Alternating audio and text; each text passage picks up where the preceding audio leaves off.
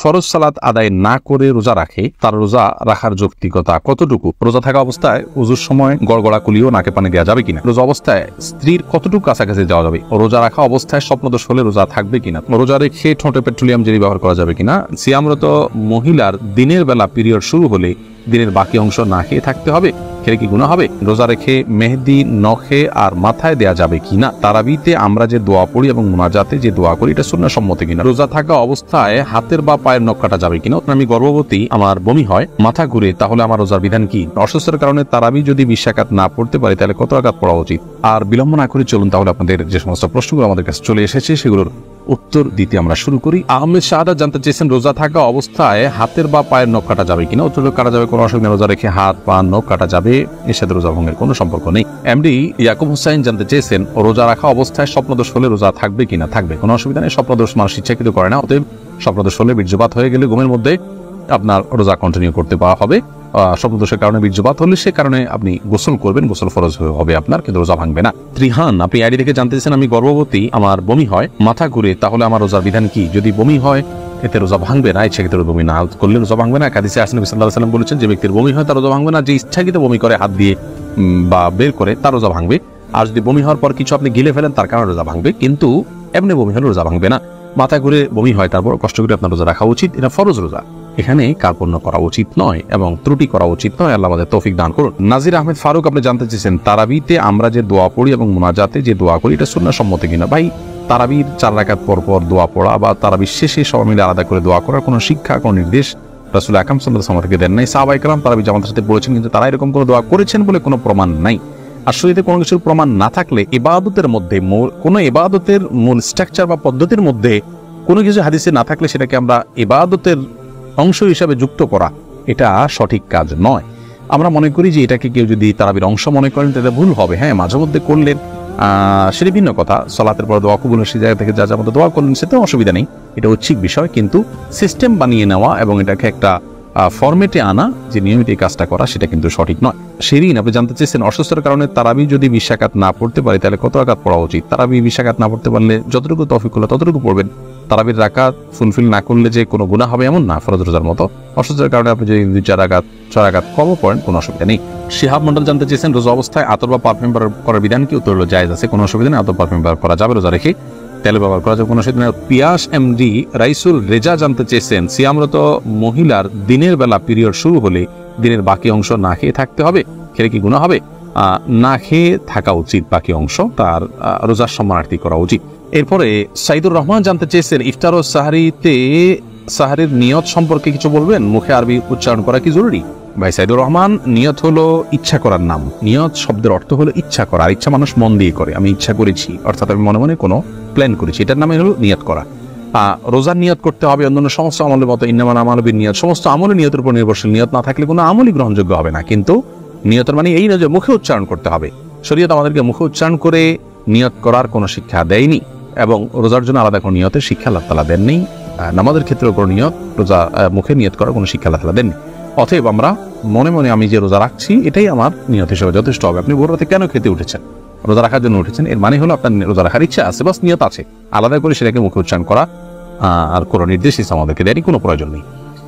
এটাকে জরুরি মনে করলে একটা দোয়া বানাই দিচ্ছি আমরা, নাওয়াইতু আন আসুমা গাদান ইত্যাদি, এরকম দোয়া বানিয়ে নিলে সেটি বরং বিদআতে পর্যবেসিত হতে পারে যদি সেটাকে আমরা সুন্নাহ মনে করি বা রোজার জন্য গুরুত্বপূর্ণ বা জরুরি মনে করি। সারজু রিমা এই আইডি থেকে আপনি জানতে চেয়েছেন রোজা রেখে ঠোঁটে পেট্রোলিয়াম জেলি ব্যবহার করা যাবে কিনা? ঠোঁটে যদি খুব বেশি ফেটে যায়, খুব বেশি বিরক্তির কারণ হয় তাহলে হালকা করে দিতে পারেন, কিন্তু আপনার একান্ত যদি ঠোঁট না ফাটে বা খুব বেশি কষ্ট না হয় তাহলে পেট্রোলিয়াম জেলি ঠোঁটের ব্যবহার খুব বেশি করে করলে আপনার সেটি আমাদের থুতুর সাথে ভেতরে যাবে, সে আশঙ্কা আছে। এই জায়গা থেকে এটি করা অনুচিত এবং অনুত্তম এবং করা যাবে না। বখতিয়ার করিম আপনি জানতে চেয়েছেন রোজা থাকা অবস্থায় ওযুর সময় গড়গড়া কুলিও নাকে পানি দেওয়া যাবে কিনা? ভাই বখতিয়ার, খুবই গুরুত্বপূর্ণ একটা প্রশ্ন আপনি করেছেন।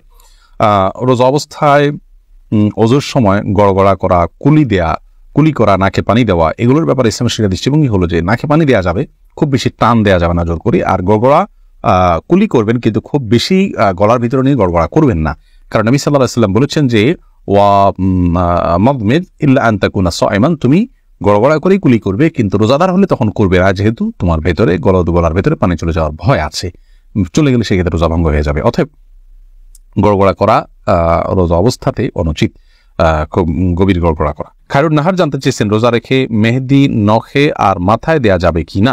রোজা রেখে হাতে, নখে ইত্যাদিতে মেহেদি দেওয়াতে কোনো অসুবিধা নেই। আবু বকর সানি আপনি জানতে চেয়েছেন শয়তানকে রমজানে বেঁধে রাখা হয় কিন্তু তারপরও নামাজে মনস্থির থাকে না, এর জন্য কি করতে পারি? শয়তানকে রমজানে বেঁধে রাখা হয় কিন্তু আমাদের মন বা প্রবৃত্তি যেটা আছে তাকে বেঁধে রাখা হয় না, অতএব সে তো আমাদেরকে মন্দ কাজের দিকে পরিচিত করে। আল্লাহ বলেছেন ইন্না নাফসা লাম্মারাতুন বিসসু, মানুষের প্রবৃত্তি মানুষের খারাপ কাজের নির্দেশ দেওয়া। অতএব শয়তানের শুধুমাত্র যে এই কাজ করে তা নয়, সেই জায়গা থেকে আমাদের নফস বা প্রবৃত্তি আমাদেরকে কিন্তু ক্ষতিগ্রস্ত করে, সেটাকে নিয়ন্ত্রণ করা শিখতে হবে। মেহেদি হাসান মির্জা জানতে চেয়েছেন রোজা রেখে নাক বা কানের ড্রপ ব্যবহার করা যাবে কিনা? ভাই মেহেদি হাসান, রোজা রেখে নাকে ড্রপ দিতে পারবেন না, কারণ নাকে ড্রপ দিলে সেটা গলায় যেতে পারে। নবী সাল্লাল্লাহু আলাইহি ওয়াসাল্লাম বলেছেন ওয়ামাদমিদ ইল্লা আন তাকুনা সাইমান, তুমি কুলি করবে কিন্তু রোজাদার হলে গড়গড়া করতে যাবে না, কারণ গড়গড়া করলে ভিতরে পানি যেতে পারে। নাকে ড্রপ দিলে সেটা যেহেতু ভিতরে যেতে পারে, অতএব সেই জায়গায় এখানে নাকে ড্রপ দেওয়া যাবে না রোজা রেখে। কিন্তু কানে ড্রপ দিতে পারেন, চোখে ড্রপ দিতে পারেন, যে চোখের সাথে আপনার আমাদের গলার সম্পর্ক নেই, কানে ড্রপ দিতে পারেন, সেটারও সরাসরি সম্পর্ক নেই। যদি আপনি গলায় স্বাদ অনুভব করেন ড্রপ দেওয়ার পরে কানে বা চোখে, তাহলে সেক্ষেত্রে আপনি সে রোজা আবার রেখে দিবেন, কিন্তু নাকে দিতে পারবেন না, যেহেতু নাকে দিলে সেটা ভেতরে যায়। এমনি হাসানুল করিম জানতেছেন রোজা অবস্থায় স্ত্রীর কতটুকু কাছাকাছি যাওয়া যাবে? রোজা অবস্থায় স্ত্রীর সাথে সম্পূর্ণ পাশাপাশি শোয়া যাবে, থাকা যাবে, এমনকি চুম্বনও করা যাবে, আলিঙ্গনও করা যাবে, কোনো অসুবিধা নেই। শুধুমাত্র স্ত্রীর সহবাস সেটি করা যাবে না। সহবাসটা যাতে না হয় সেই জিনিসটি খেয়াল করতে হবে। লজ্জাস্থানের মিলন সেটি সরাসরি হারাম, বীর্যপাত না হলেও শুধু সম্মিলনটাই হারাম। এছাড়া আলিঙ্গন চুম্বন হতে পারে। আমাদের আয়েশা রাদিয়াল্লাহু আনহা বলেছেন যে নবী সাল্লাল্লাহু আলাইহি ওয়াসাল্লাম রোজা রাখা অবস্থায় স্ত্রীদের আদর সোহাগ তিনি করতেন, এটি জায়েজ আছে। তবে কেউ যদি সেটি করতে গেলে নিজেকে নিয়ন্ত্রণ করতে পারবেন না এমন আশঙ্কা হয়, তাহলে তার জন্য এটি করা জায়েজ নাই। শাকুল খান জানতে চেয়েছেন কেউ যদি ফরজ সালাত আদায় না করে রোজা রাখে, তার রোজা রাখার যৌক্তিকতা কতটুকু? তিনি রোজা রাখছেন, একটা ফরজ আদায় করতেছেন, এজন্য আমরা অবশ্যই তাকে অ্যাপ্রিসিয়েট করবো যে তিনি অন্তত একটা ফরজ আদায় করতেছেন। কিন্তু রোজা নামাজ না পড়ে রোজা রাখা মানে হলো যে তিনি লুঙ্গি না পরে আপনার গেঞ্জি পরার জন্য অস্থির হয়ে উঠেছেন। ব্যাপারটা এরকম হয়ে যাবে, গেঞ্জি পরাও দরকার কিন্তু লুঙ্গি পরার তার চেয়ে বেশি দরকার। অতএব নামাজটাকে সবচেয়ে বেশি গুরুত্বের সাথে দিতে হবে, তারপর তিনি রোজার জন্য চেষ্টা করতে হবে।